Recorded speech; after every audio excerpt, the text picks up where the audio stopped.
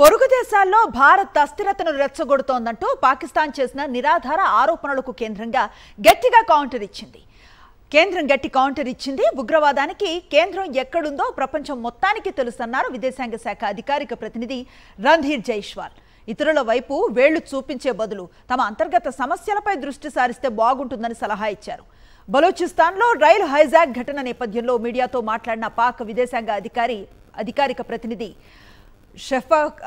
షఫ్కత్ అలీ ఖాన్ భారత్పై తన అక్కసును వెళ్లగక్కారు. తమ దేశానికి వ్యతిరేకంగా భారత్ ఉగ్రవాదాన్ని ప్రోత్సహిస్తోందని తీవ్ర ఆరోపణలు చేశారు. పొరుగు దేశాల్లో అస్థిరతకు కృషి చేస్తూ ప్రపంచ వ్యాప్తంగా హత్యాకాండకు పాల్పడుతోందంటూ నోరు పారేసుకున్నారు. ఈ నిరాధార ఆరోపణలు తీవ్ర స్థాయిలో ఖండించిన భారత విదేశాంగ శాఖ ఈ వ్యాఖ్యలు పాక్ దిగజారుడు విధానాలకు నిదర్శనమని బడిపడింది.